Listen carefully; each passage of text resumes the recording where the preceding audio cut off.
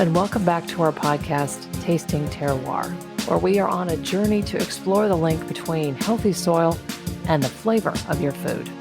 I'm your host, Sarah Harper. Last week, we took a peek into the soil microbiome, that world underground where billions of organisms work together to build health and flavor for our food.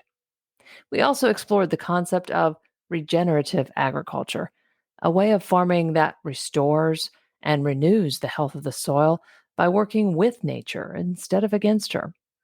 But as you may remember, regenerative agriculture is not a checklist of practices. More than anything, it is a change in the mindset of the farmer that then leads to many other management changes on the farm. That sounds good, but what does it really mean? How does regenerative farming play out on the farm? What kind of difference do these regenerative principles make in the food they create? How do food brands incorporate regenerative into the ingredients they use?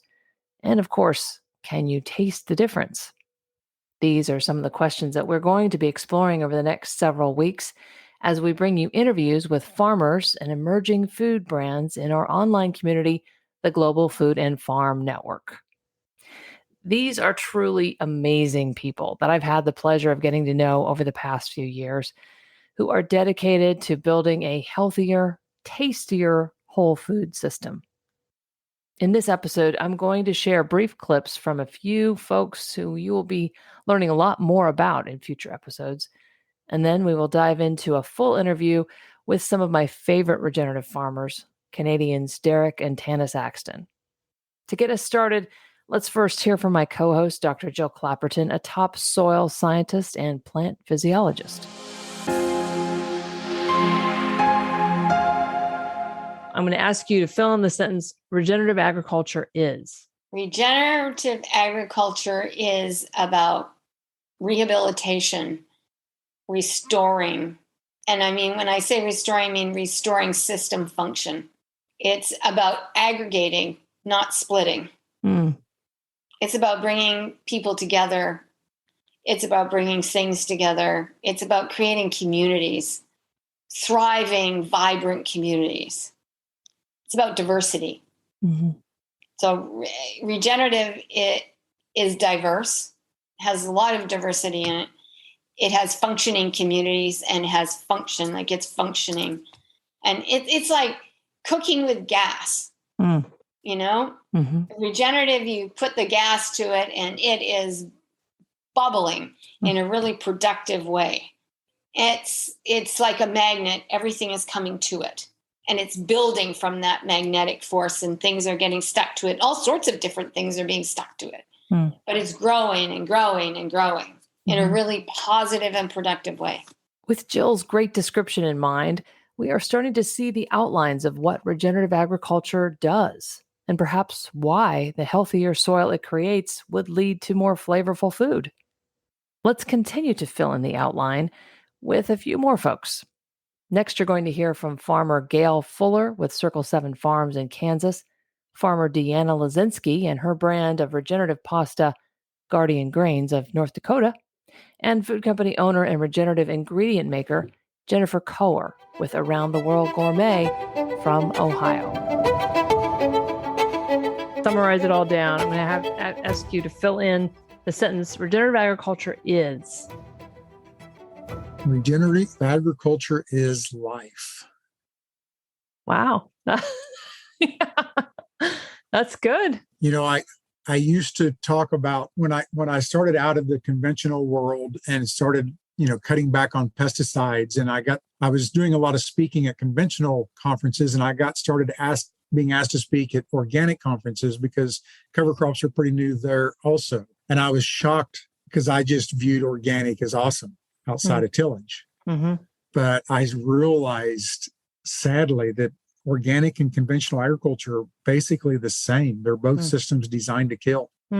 Both those farmers wake up every day. What do I have to kill today? Is it a bug? Is it a weed or what? And we need to start waking up every day thinking, what do I need to grow today? Not what do I need to kill? What do I need to grow? Okay. All right. So Deanna, in one sentence or two, regenerative agriculture is Mm. Better food for people and animals. This is great. In a nutshell. No, it is. There's a million other things it does. Right. But Right. we are boiling it down to why it really matters. Why it really matters is because it offers better food for people and animals. And I think the process of getting to that outcome is that you're rejuvenating the soil, and that then enables you to create a better product, right? Oh, absolutely. So it all starts. My t-shirt says soil will save us. And I 100% believe that. And if we can protect it, then we have a chance to do better and offer people better. We don't need more of anything, just better. And I think that regenerative agriculture checks those boxes when we're talking about minimizing tillage, minimizing soil disturbance, minimizing your use of fertilizers, and reducing all of the chemicals and things like that. I think that they all check off boxes towards better food, right? And I think that's really the goal. I mean, we get to repair the earth, but the result is better food.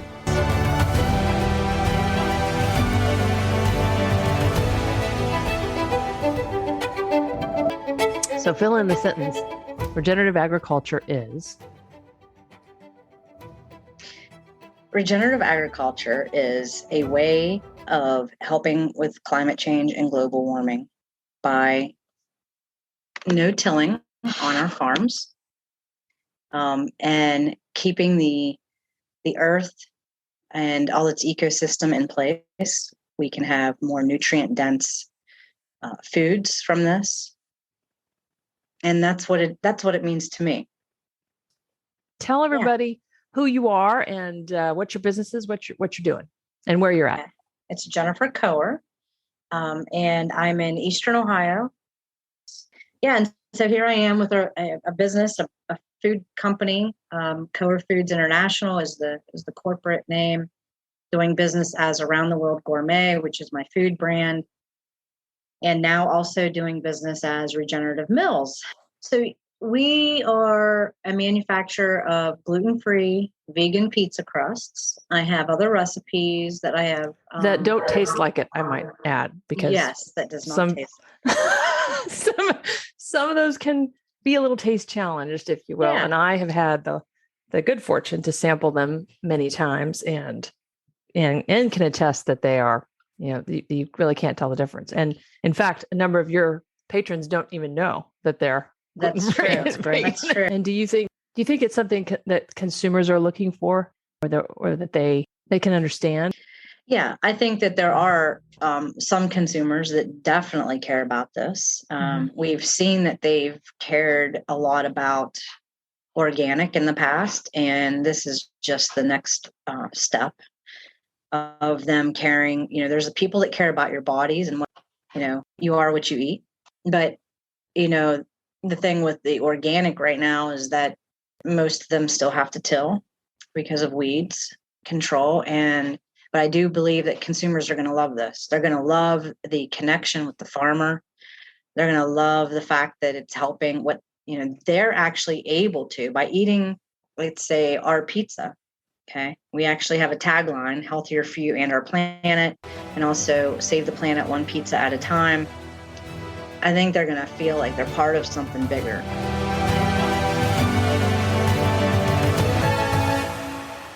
By now, you are probably wondering, why isn't every brand using regeneratively grown ingredients? That's a great question that you should definitely be asking your favorite brands. Don't worry, that is another topic that we will tackle in the future.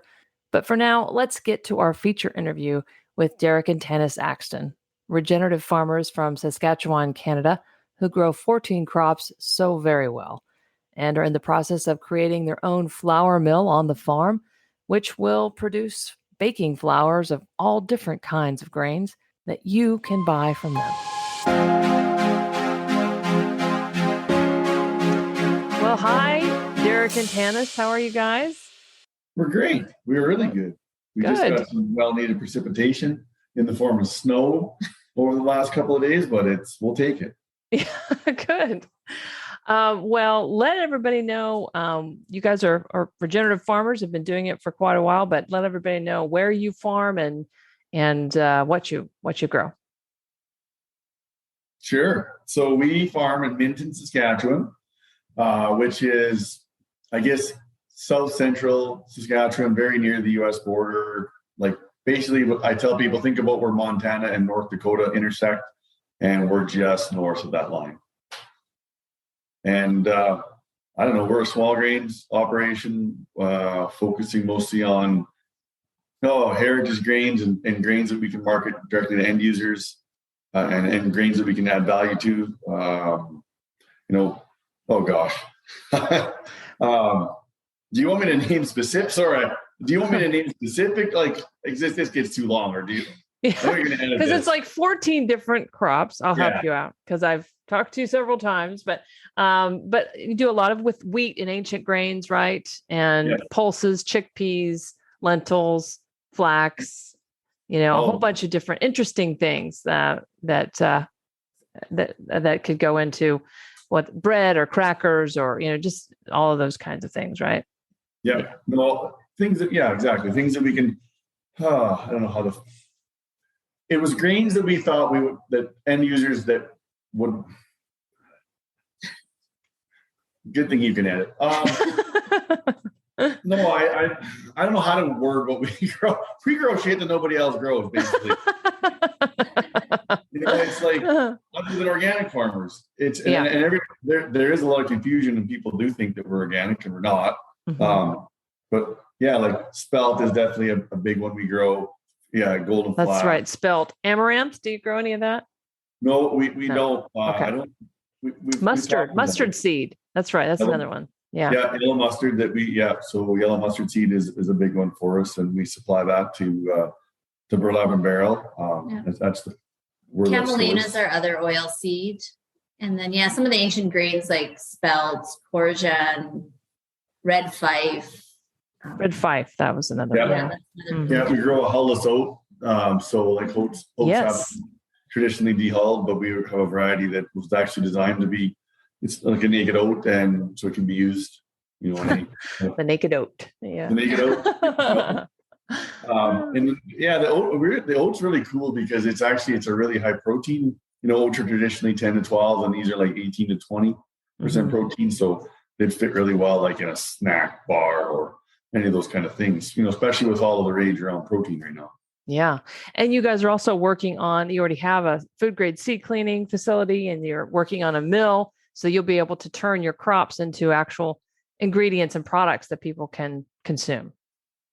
Yeah, no, for sure. That's where we're sitting right now. We're in my office it's attached to our facility. And this has been in operation for 18 months, which has got us in some different customers, kind of actually almost all over the world now.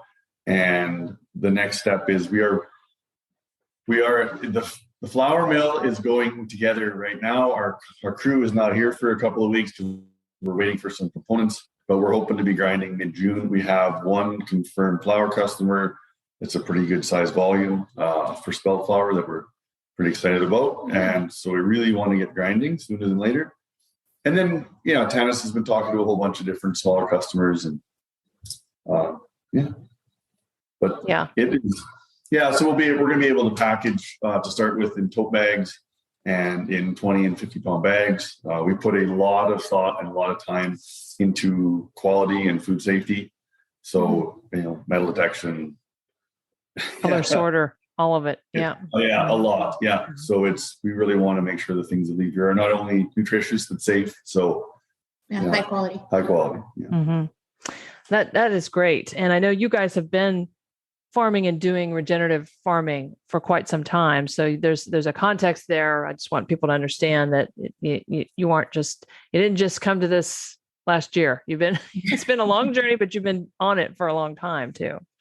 Maybe how far back would you say you got started on this regenerative journey? Well, the mindset shift happened in the mindset shift happened. What? That's really fast. I know.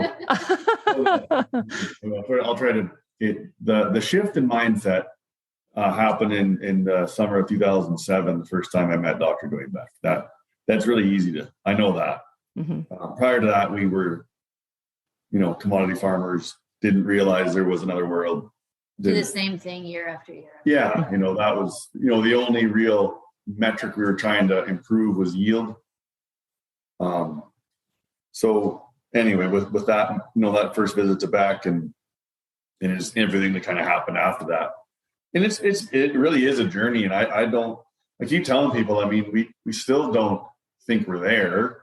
I don't think we'll ever be there. I don't know where there is. Mm-hmm. But we've improved, but there's definitely a lot of room for improvement from here on in. All right. So then that brings us up to, and that's one of the important things I think that we wanted to do with this kind of series is to help people understand the regenerative agriculture, what it is and what it is from people who are doing it instead of just the external marketing that often gets thrown around there. So what is your definition of regenerative agriculture? You make it sound so easy. Like no, I know it's not. We are on a lot of boards and committees, and everyone wants to know the definition.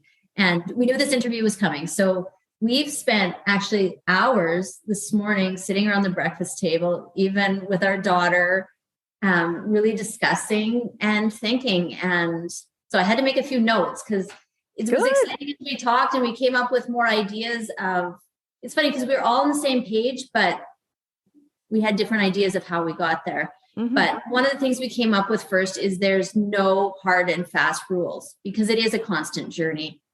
And it really comes down to the mindset and the motivation behind your actions. Mm. So we basically defined it as a philosophy of overarching principles that put soil first. Mm. That's really good. Starting with the soil, but impacting so much more health, happiness, community. And that was kind of the heart of where our conversation went, that it isn't a thing as much as it's a real philosophy and a mindset. Well, that's great. And I think so often the marketplace looks for, these 5 things to certify or these, things to say you're not doing, to make sure to certify that you're not doing. And I think there are some who want to put regenerative in that same path, because that's the model that everybody's used to. So what, in your discussion and you're thinking about this, what are the dangers of that? Even though there's danger of being too vague, if it's a philosophy, that's great. But how do I know that you're really in it and on the path, and somebody else who claims they are maybe isn't? And so there are outcomes from that philosophy that you could measure, maybe. But what's the danger of maybe the very rigid path that is more concrete, but has some challenges too, maybe? Well, I just did this, or I guess I was recently quoted in an article that Sarah DeLaveste did for RFSI, and my problem with any kind of certification is simply that people will ride the minimums, and then and that's what got us when we were in the conversation this morning, was got us around talking about motivation. What is your motivation? Is it dollars and cents? And what is the motivation for these certifications? Is it so they can monetize what we're doing, or is it to actually get our, to move our product into consumers' hands? And I don't know the answer to that, but I think what is your motivation is it's something we didn't really consider a whole bunch before. Mm-hmm. I think we did in our own farm. Our motivation was the soil. Mm-hmm. And that's where we started, because we knew that was the most important resource, and that in the end would give us the biggest benefit in the end. We discussed a lot about motivation, because it is why is the end for the consumer, or is it for yourself? For us, it started with ourselves. And then when we got excited about our product, we wanted to be able to offer it to someone. And we really thought, and I think it does to a certain extent, our story sells, because people, we grow it here, we clean it, we bag it, exactly where it came from. But we were just talking about that. And there's a lot of people, we find a lot of our products going into markets where people are just so impressed with the quality of the product. They don't know how it was grown, but the outcome is there. And I think it's because of the practices. But as far as measuring every little thing in between, it's very difficult. We found that it was a really interesting conversation, because probably the company that's going to be our largest customer in 2022 has no idea how we farm. They just know that they really like our grains. And it was interesting to us because, you know, how you've seen those blind taste tests where they tell you which one is more expensive than the other, and then you want it to be better. You know, with these guys, there's no anticipation. They're not judging us for how we farm, or they just know that our products are really good. They're not seeing a label and being like, oh, this must be good, right? Because it's labeled this. They're looking at the actual product.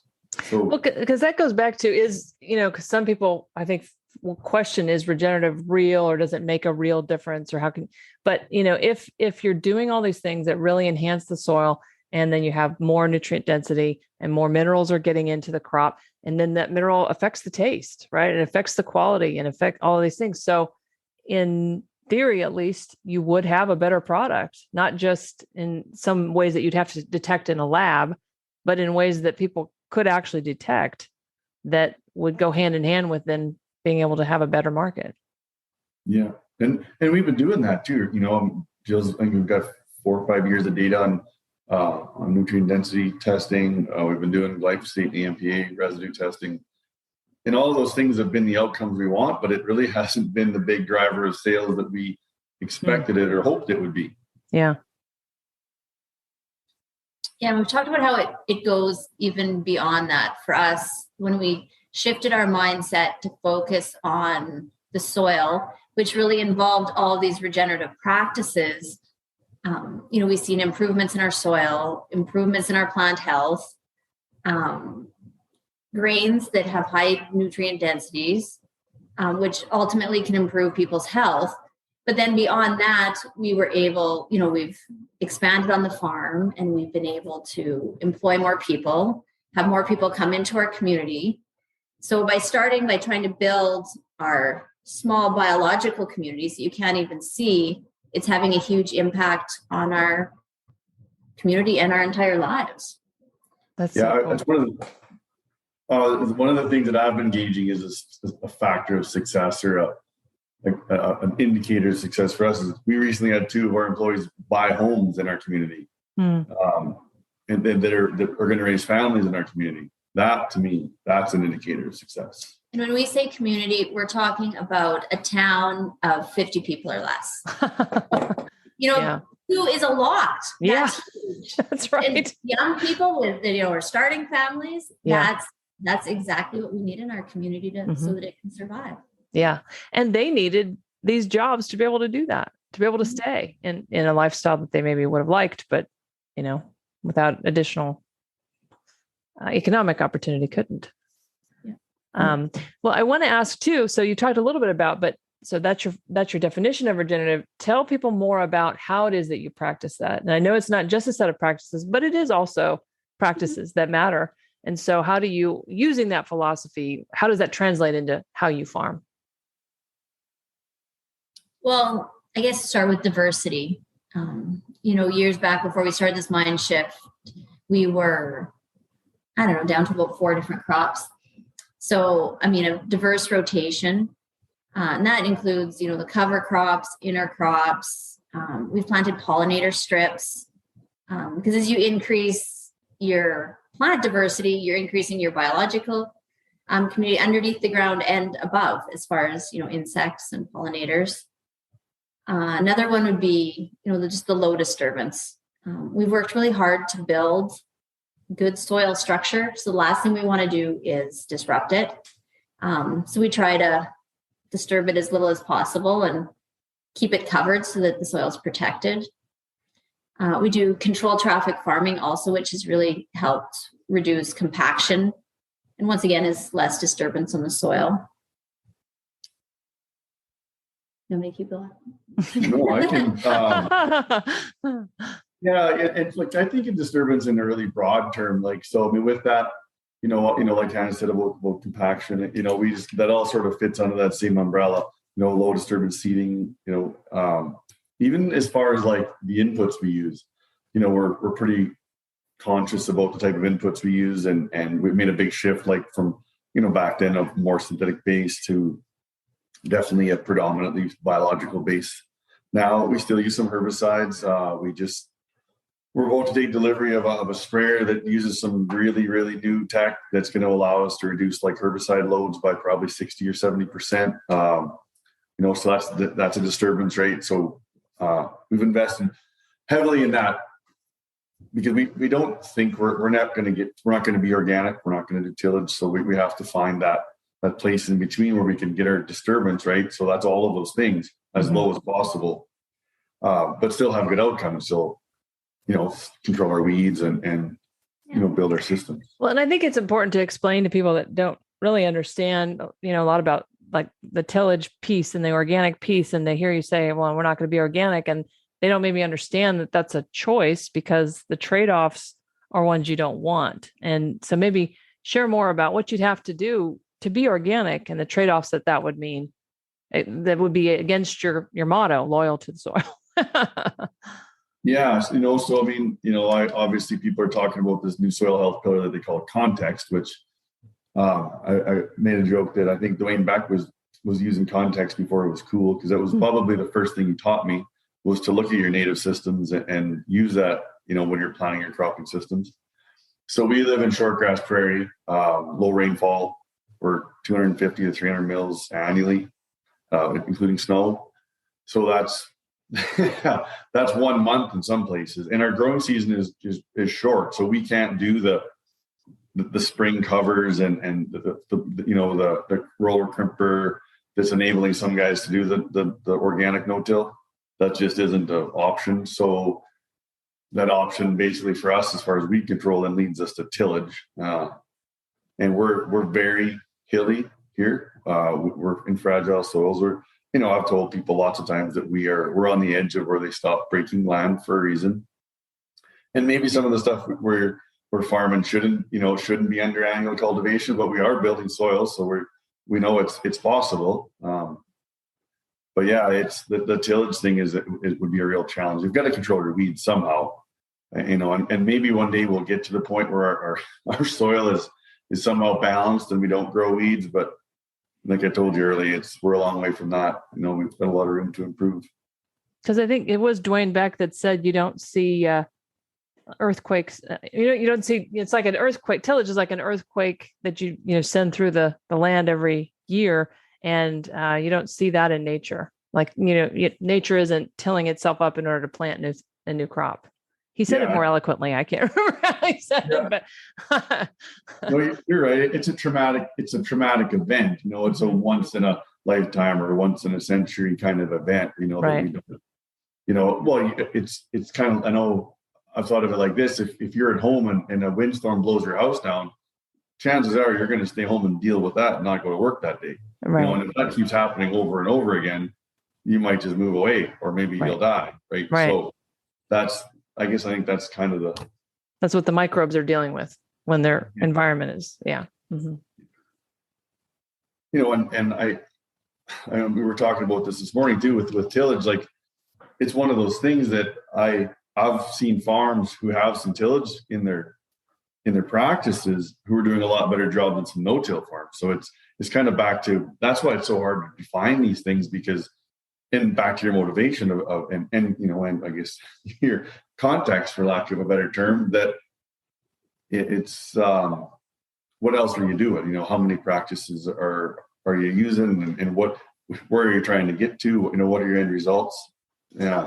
So it's so hard there are many roads to Rome, I guess. Maybe that's well, and it seems like, go ahead. I was just going to say, I think most farmers, if not all, have well intentions, and may feel that they are doing regenerative practices. But to us, it's not just the one practice. And this is, I'm no-till, so I'm a regenerative farmer. There's always what else can I do? How, because we were no-till for a lot of years and we did see improvement in our soil, but we hit a plateau, right? There's so much more that can be done. And that was one thing, we talked about, is just, the motivation behind it and the constant journey, not just, check, done, right? It's funny because from the time I first met back in 2007, and he showed me how water can actually go in the soil and not run off. And then the first time I was at Gabe's and he showed us the difference in management. It wasn't about labels, and not until I don't know what year it was when this word started circulating more, middle, 2015. I don't even know what year it was when it started to become a popular word, that I guess we realized this is what we fall into. But it was, for us, it was never about trying to fit into a category. It was just, I knew that where we live, if we don't do this, we're not going to be able to build resilience and get ourselves through some of these really dry years, really wet years. Because the one thing that's been constant has been lack of being constant. Our rain comes hard and fast. When we do get it, we generally get enough moisture to grow a crop. It's just, when does it come and how does it come? And are we able to capture it? So that's the driver. I mean, it's the soil. And I mean, it's really awesome that now that there's sort of a market space that falls into what we do, and we're excited to participate in that. But it's funny now how guys I want to participate in that market. So what's the minimum amount of things I have to do to participate in that market? Mm-hmm. It's a little bit of what's happened organic, mm-hmm. right? And that's why we're so hesitant to put labels on these things, mm-hmm. is because there's going to be people riding the minimum train. It's like, well, I'm regenerative because I do these 4 things, right? So that's what's on the list. Mm-hmm. Wow. And to us, that's not what it's about, right? Mm-hmm. It's about the soil. Because you were doing it before there was a name, and you would do it even if there was no name. That's basically. I remember years ago, Derek speaking at a conference, and Jill Clapperton was there, and Derek talked about our farm, and she got up and she said, I don't know what you guys, what it's called, but someday it'll have a name. Maybe it'll be new conventional. Mm-hmm. You know what I mean? Mm-hmm. We were talking about that, and we never really thought about it. But I mean, it's our human nature. We want to define and label things so that we can understand it. Yeah. Yeah, I remember that. It was at No Till on the Plains at the. Is that where it was? At the, I don't know what it's called, but the thing after No Till, the AIM symposium. Mm-hmm. I remember Jill saying that, and people who weren't using the regenerative word so long ago, and there's lots of people like this, mm-hmm. With the motivation to improve the resource. That being said, I like the word regenerative. It's mm-hmm. exciting. It gives hope, and it's not just conventional, right? Like the same thing. And it is descriptive of it's regenerating the soil base, the resource. Yeah. And from that, other things are regenerated too. Yeah. Yeah. For sure. Yeah, no, it's going to be interesting to watch how it develops. Because it's obviously it's going to develop, and it's becoming a thing. Mm-hmm. And how many labels show up. we were looking at one last night, Whole30, which is kind of a diet. I seen Whole30 has a label now. Mm-hmm. You can have a Whole30 approved product. Oh. Eventually, we're going to have so many labels on the packages that all it'll be is labels. So you won't have enough room for what it actually is. Well, doesn't that speak to the fact that, there is such a disconnect between people and where the food is grown? And while there is a desire to know that, it's hard and people are busy and they don't really want to spend that much time. And so then the label serves as a stand-in for, well, someone else has looked at these things and that's better than nobody looking at it. And so, if people are able to actually have a direct connection, like what's so exciting about what you're doing is that you're growing it and processing it and packaging it. And so that eventually people can, know as much as they want to know about everything that goes into it. And that's just so rare because the supply chain is so separated into each separate part, and each along the way you lose information and you lose, so I don't know if, are you already in the process of having a way for consumers to follow you, or to people or brands you might work with? Kind of how do they learn more about what you're doing and how you're continuing to evolve? Yeah, well, we've got a website, axtonfarms.ca, and we are on social media, Instagram. I don't know, what's our... I'm not even sure. Axton family, I think. We have an open door policy as well. So there people are welcome to come, and we give a lot. We have official field days, but we also have a lot of people that just come and show up, and we always make time for people. I mean, that's the reason that we do what we do. And we have an open door policy because folks like Dr. Dwayne Beck and Gabe Brown and Jill Clapperton and Christine Jones and all these people took time for us. Right. And we're able to, share some knowledge, and we were able to kind of take a little bit from everybody and put together what we have today. But I'm on LinkedIn. I'm not sure. It's interesting. I'm still trying to figure it out. It does seem a little salesy to me. So but, Your website itself, do you have videos about showing what you're doing on the farm and those kinds of things? Some. So we've got, we're working on it. I did want to make sure and catch, because you guys do some really cool stuff with composting and making teas that you actually apply to the land. So maybe Tanis, just share a little bit about that. Yeah, well, when we first started shifting the way we farm and understanding that there's all this life in the soil and realizing that we've done a lot of damage the way we've farmed in the past, we wanted to be able to restore some of that biology.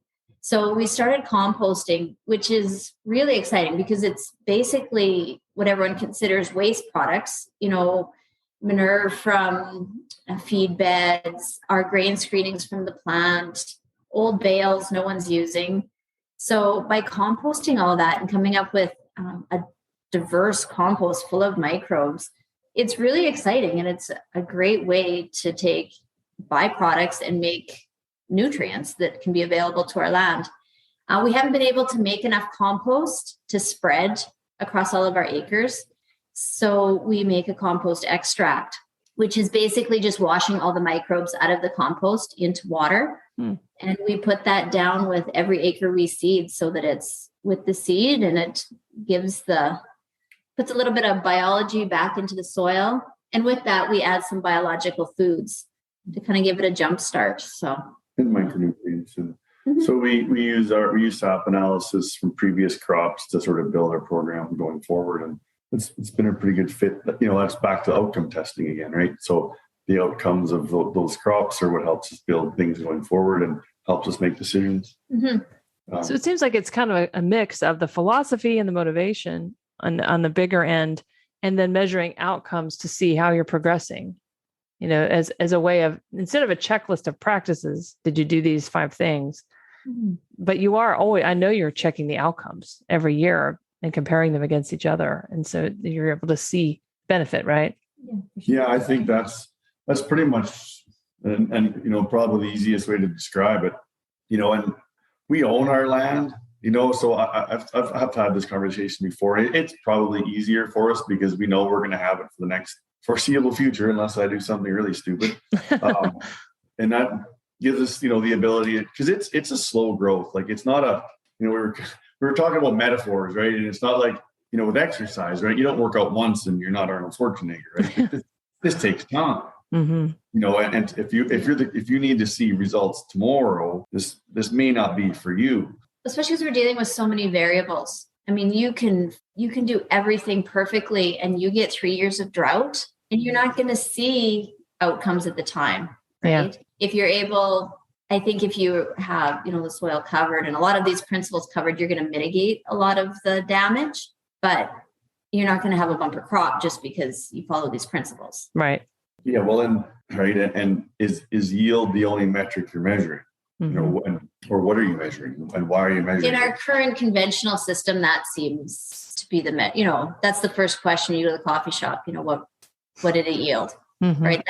That's the big comparison. And it's a big mind shift, not, quality over quantity, or, there's so many, or how much did it cost you to grow that crop? Yes. Your yield is higher than mine, but I may have made more money. There's so many variables, but it's funny how, yield is all a lot of people measure. All right. So, we've talked a lot about all of this now and coming back around. I'm going to ask you to complete the sentence, regenerative agriculture is? Well, for me, regenerative ag is constant improvement, of soil and mindset and community and health and happiness, all of those things, and then I guess that, in the outcome for us, one of the big ones is resilience. That's, and that same thing is back to resilience of soil and, business, all of them. It's like from the outside looking in, I guess that's, I can go kind of a few different ways, but that's. Yeah. And I totally agree. And I mean, I guess that's where I tried to sum it all up into our little motto of loyal to the soil. Yeah. That's a great motto. It's, everything we do, how does it affect the soil? And sometimes it's not maybe going to have a positive effect, but how can we have as little of a detrimental impact as possible so that we can be moving forward? Yeah. Something that really kind of struck this winter, I took a leadership course, which in itself was an amazing experience. But one of the things we talked about, because it's a lot of inward looking and a lot of, self, but was like when we're looking at building and looking at measuring success and improvement, think about sheets of paper. That's kind of, is it better or worse than that? I mean, that's what we're, and the same thing with the soil. I mean, it's not it doesn't do, if it does, good for you. And that's great. But for us year in and year out with the weather challenges we face, if we can be profitable and improve the resource in the same year, that's a win. Because I think what happens sometimes is profitability comes at the cost of the resource, and people don't talk about that. So at some point, I mean, I've had some really good conversations we're working with a company called Terramera. They're a tech company out of Vancouver that's working on measuring soil carbon. I guess is kind of the big thing they're working on, but we've had their teams out here. Well, they were actually just here again last week. And this Brian Smith he's the VP of regenerative finance. I think it's a relatively large company. But we were talking about how at some point, I think on financial statements, we're going to see a column for like inherent soil value, or I don't know what you'd call it, but so at least, if it's going to come in the form of carbon trading or environmental credits or whatever that is, I don't know what it's going to be. It's going to be something. If farmers can understand then that there is value that they can see and that's tangible in soil, then maybe it becomes a priority. So yeah, just helping people to understand the complexity and the trade-offs, and yet there are ways that you can still bound those. Like, you mentioned using pesticides, but you test for pesticide residue. So you're using it in a limited way, and because the soil is so healthy, you don't need to use much, and it's not actually on the food that the residue isn't. You can test for that, So that's I think what's so complicated that people, and as you said, people don't like complicated. But maybe that's something we should be more suspicious of, black and white. Well, it's funny too. We talked this morning about like, let's look at this from a consumer's view. Like, I mean, it's really easy for us to be stuck in our farmer view, and you should like my spelt. I don't know why you don't, because it's the best. But like from a consumer's view, it is confusing and daunting, and you can see why organic has got a following, because it's like at least they're measuring something, right? And at least I have a little bit of traceability, in some products. So that's it's understandable why that regenerative is looking to do the certifications. I mean, from a consumer standpoint, I think it makes sense. I mean, it does. It's just, my concern is how many certifications are we going to have, and what are there going to be the differences in the metrics that they measure? And it's just there again. You can't certify a mindset. You can't certify a philosophy. I mean, that's the hard. And if that is what it is, then that part gets lost. Our daughter said, like we're talking about regenerative agriculture, but the food system really needs regenerating too. And we'll see. Maybe that'll be her goal. She goes off to university this fall and is taking international food business. So, oh wow, cool. Hopefully she can make those connections. And because I feel sorry as a consumer. I couldn't imagine. I mean, we're lucky to grow a lot of the food that we eat, or know people who do grow it. So it's very comforting. But you go into a store and it's a lot of choices. Yeah. Yeah. Anything else you wanted to add before we go?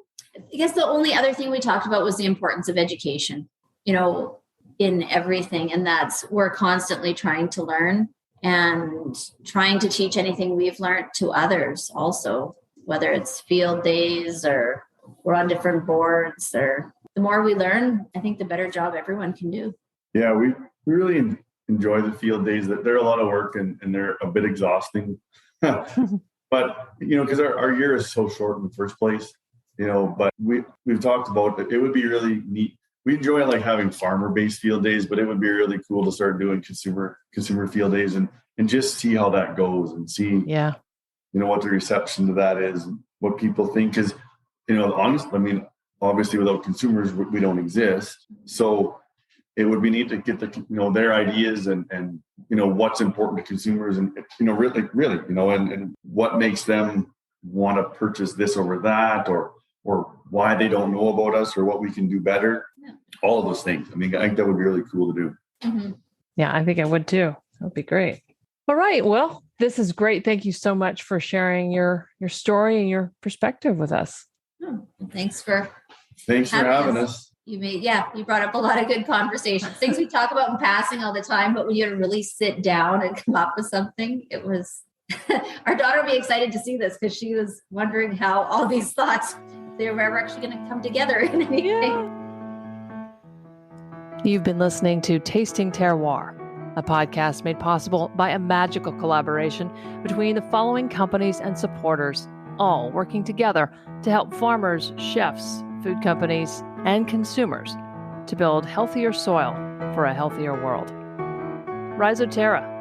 Owned by Dr. Jill Clapperton, Rhizoterra is an international food security consulting company providing expert guidance for creating healthy soils that yield tasty, nutrient-dense foods. Check us out at rhizoterra.com. That's RHIZOTERRA.com. And the Global Food and Farm online community, an ad-free global social network and soil health streaming service that provides information and connections that help you apply the science and practice of improving soil health. Join us at globalfoodandfarm.com. And from listeners like you who support us through our Patreon account at patreon.com/tastingterroir. Patrons receive access to our full-length interviews and selected additional materials. Patrons will also have the opportunity to submit questions that we will answer on the podcast. Tune in next week to hear more interviews and insights with myself, Sarah Harper, and Dr. Jill Clapperton, as well as the regenerative farmers, chefs, and emerging food companies in the Global Food and Farm online community and beyond. If you like our work, please give us a 5-star rating and share the podcast with your friends. Thanks so much for listening and for helping us get the word out about this new resource to taste the health of your food. Until next week, stay curious, keep improving, and don't stop believing that better is possible when knowledge is available.